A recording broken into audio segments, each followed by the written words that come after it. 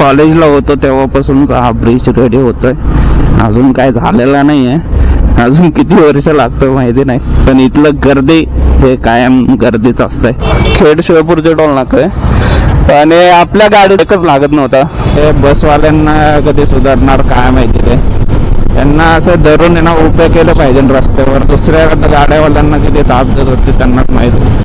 हे आपलं यशोदा गार्डन इथं थांबलो होतं. मस्त जेवण आहे. तुम्ही पण आला कधी तो खूप भारी आहे. घरगुती टाईप मध्ये असं एक्स्ट्रा मसाला वगैरे. फायनली आपली गाडी कारण आउट ऑफ स्टेट आलेली आहे आणि सगळ्यात आता बघू. रोड तर चांगला आहे, सुरुवात तर चांगली झाली आहे. आता चेकपोस्ट असू शकतो. गुड मॉर्निंग मित्रांनो. तर आज आपण जाणार आहे राईडला आणि जी राईड आहे 5 डेजची टोटल.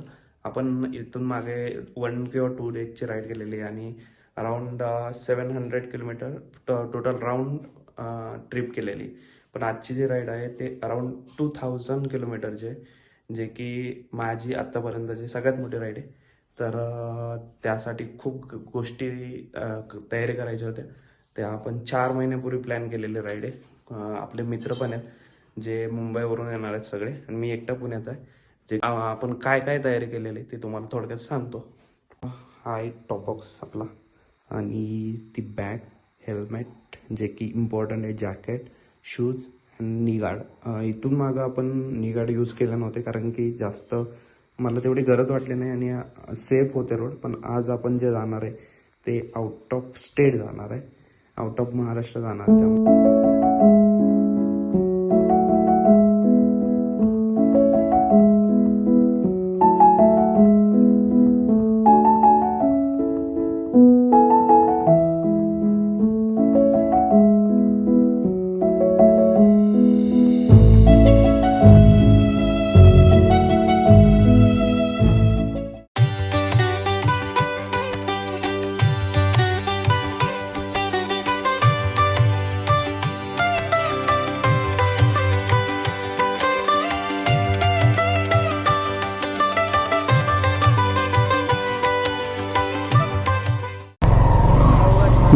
येतो. चल. गुड मॉर्निंग मित्रांनो.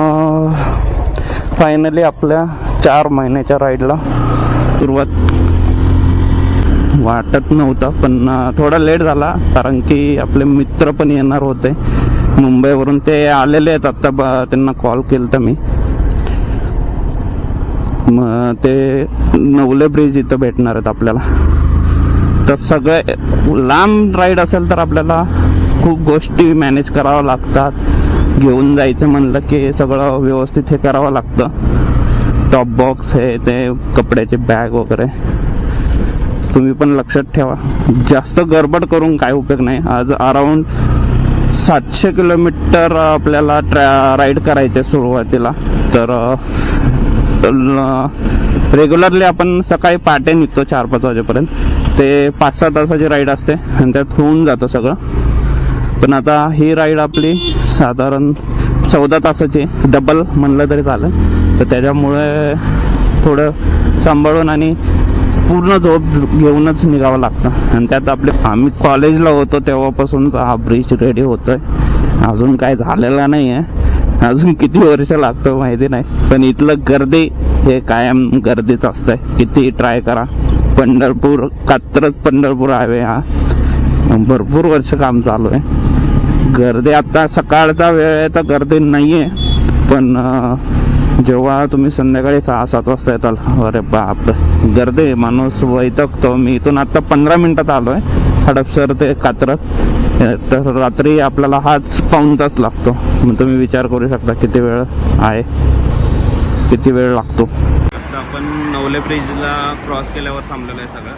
हा बँगलोर वे, हा पुढं कोल्हापूर बँगलोरला जातो, पण आपण शिरवळपर्यंत जाणार आहे. तिथून पुढं लेफ्ट कापूरवळला, शिरवळला लेफ्ट घेणार, लोणंद मार्गे पंढरपूरला जाणार आहे.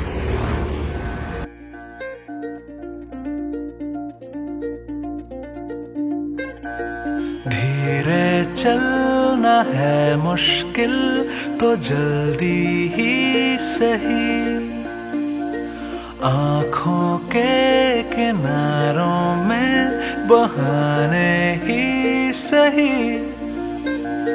हम चले बहारों में गुनगुनाती राहों में धड़कने भी तेज है अब क्या करें वक्त है तो जीने दे दर्द है तो सीने दे ख्वाहिशें अनजान है अब क्या करें शब्दों के इथं थांबलो होतो आपण नाश्ता करण्यासाठी.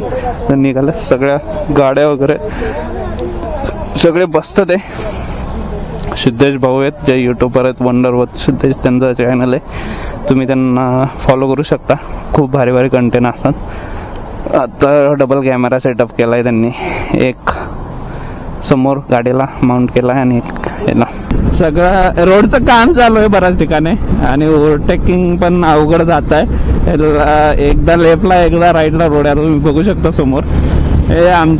हे जास्त रनिंग उरकत नाही आहे आणि आज शॉर्ट एकदम खराब आहे आणि ट्रकवाले एस टीवाले फोर व्हीलरवाले बारक्या गाडीला जागाच देत नाही आहे. एवढं तर तुम्ही बघू शकता, काय काय पकडू शकता. आमचे वैतागलेत सगळे गाडीवाले. पंढरपूर हायवे फायनल बघू शकता. ते पुढे 3 रायडर आहेत, मागे पण 2 आहेत आपले. बेस्ट आहे, सगळे व्यवस्थित 50-60 फुटाचं डिस्टन्स सोडूनच हे करतात आहे राईड. बेस्ट आहे, जास्त गर्दी पण नाही आहे आणि व्यवस्थित गाडी चालते आणि आपल्याला जेवढी कंट्रोल होते त्या स्पीडने आपण पळवली तर काही प्रॉब्लेम नाही आहे. जास्त पण घाई करून किंवा गावाकडले रोड असल्यामुळं मध्ये हे ते गोष्टी चालू राहतात. त्यामुळे तुम्ही पण कधी राईड करत असाल तर ते पण लक्षात आणि सेफली राईड करा. हे आपलं यशोदा गार्डन इथं थांबलो होतं. मस्त जेवण आहे, तुम्ही पण आला कधी तो खूप भारी आहे. घरगुती टाईपमध्ये असं एक्स्ट्रा मसाला वगैरे काय लागत असेल तर ते पण देतात आहे आणि सगळे पोटवर जेवलेले आहेत फुल.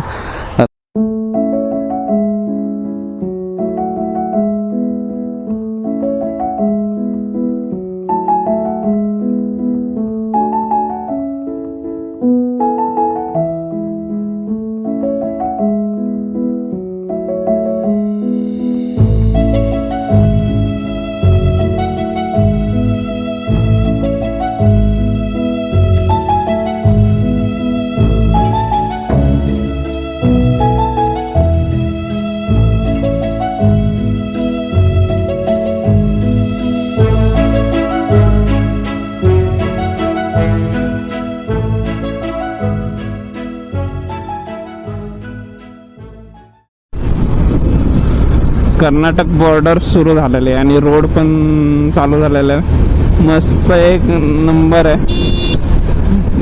फायनली आपली गाडी आउट ऑफ स्टेट आलेली आहे आणि सगळ्यात आता बघू. रोड तर चांगला आहे, सुरुवात तर चांगली झाली आहे. आता चेकपोस्ट असू शकतो कसं काय त्यांचं, म्हणजे जर आम्हाला अडवलं तर आहे. आता सध्या तर महाराष्ट्रातच चेकिंग जास्त आहे कारण की निवडणूक वगैरे आहे.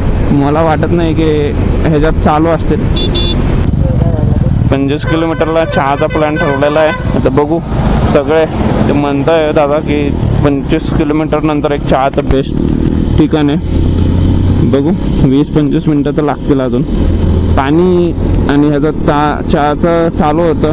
भूक म्हणजे ताण तर लागली पण आता बघू काय म्हणतोय. आता तो पण आपल्याला जॉईन झालेला आहे. त्याचं सगळं बॅग वगैरे बघू शकता. चहा प्यायल्यावर 100-150 अराउंड 246 किलोमीटर म्हणजे 246 किलोमीटर आहे जे हॉटेल आम्ही बुक केलं आहे हम्पीमधलं.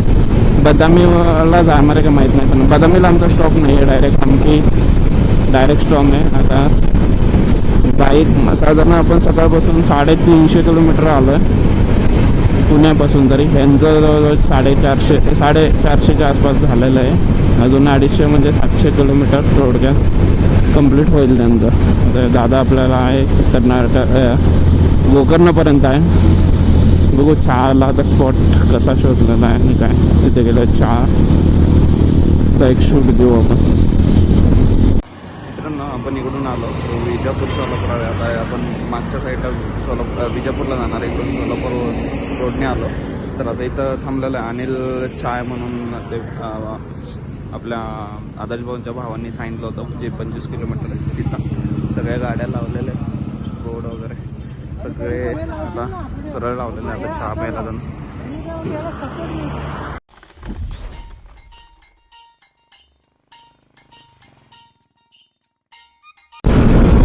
मित्रांनो बघू शकता सगळ्यांनी फॉग लाईट लावलेले आहे. आपण झाकून ठेवल्या होत्या कर्नाटकमध्ये अलाउड नाहीये म्हणून, पण आपण आता तुम्ही बघू शकता मी लाईट बंद केली तर काहीच दिसत नाहीये.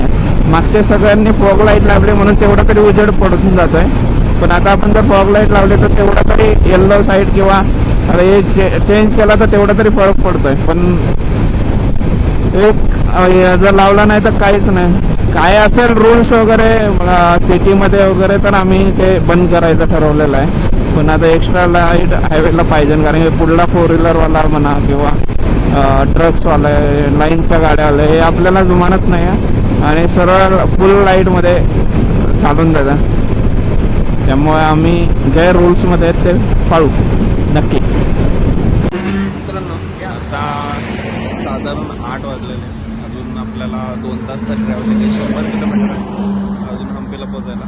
सकाळ धरून तरी 8 वाजल्यापासून आपण राईड करतोय. साधारण 520च्या आसपास किलोमीटर झालेलं आहे माझं. हे मुंबईवरून आलं यांचं 600 किलोमीटर 610 किलोमीटर झालेलं आहे. बघू शकता आता खूप अंधार पडलेला आहे.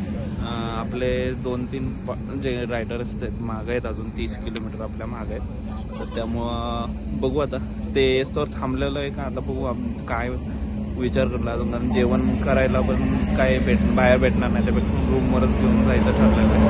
बघू आता गाईज आपण फायनली पोचले. आता साधारण 40 किलोमीटर राहिलेलं आहे एका वर्ष. आत्ता आपण इथून टर्न घेतला होता खाली काही कारणामुळं पेट्रोल वगैरे भरायचे होते जे, आणि ते म्हणले होते की हंपीमध्ये जेवण जे आहे ते 10:30 नंतर किंवा 10 नंतर बंद होतात, त्यामुळे तुम्हाला अगोदरच इथूनच पार्सल घेऊन. पण इथं काय भेटलं नाही. ते म्हणले हंपीमध्ये असतील हॉटेल चालू 12 वाजेपर्यंत तर तुम्ही तिथून घेऊ शकता. तर सगळे थांबलेले आहेत. सगळं सिद्धेश भाऊंचं पेट्रोल भरायचं होतं. येताना लाईट्स वगैरे चालले तर रनिंग आम्ही उरकलं, पण लपडे 2-3 सारखं स्पीड ब्रेकर आहेत जे दिसत नाही आणि हे करतं. मित्रांनो आपण हायवे सोडून आतमध्ये चाललोय. इथून 30-35 किलोमीटर आहे हंपी. तरी सिंगल रोड आहे पण छान आहे. रोड सगळे चांगले आहेत. हायवेला पण सगळे रोड चांगले आहेत, पण मध्येच असे स्पीड ब्रेकर आहे. रात्रीच्या प्रवासाला खूप सांभाळून यावं लागतंय. माझ्यासोबत पण एक झाला इश्यू की मध्येच कुत्र्या वगैरे मरून पडला होता, त्यामुळे दिसलं नाही. फास्ट होती गाडी एकदम, त्याच्यावरून गेली आणि तो एक प्रसंग 1 सेकंदासाठी गाडी पूर्ण व्हायबल झाले. तरी स्पीडमध्ये असल्यामुळं थोडं हे झालं. असे भरपूर ठिकाणी गावासारखं गचके आहेत भरपूर. अजून 30 किलोमीटर जायचे. बघू रोड आता थोडंच राहिलेलं आहे. बॅटरी पण लो झाले आहे. बघू आपण अर्धा पाऊण तासात रोड चांगलं पाहिजे मग करू शकतो. मित्रांनो पोचलो आहे. 2 एंट्रन्स आहे. तिथं आम्ही सगळे ठेवलं आहे. ही रूम आहे. सगळे आता सगळ्यांनी सामान ठेवलं आहे. माझं पण इकडं आहे. आम्ही इथं 3 झोपणार आहे. कैलास भाऊ, मी आणि आदर्श भाऊचा भाऊ रोहित. तो एक्स्ट्रा बेड दिला पण आपलं ते कोण नाही आहे. तर वर मोठे 4 जण आहेत त्यामुळं तर बघू. आत्ता किती 12 वाजले.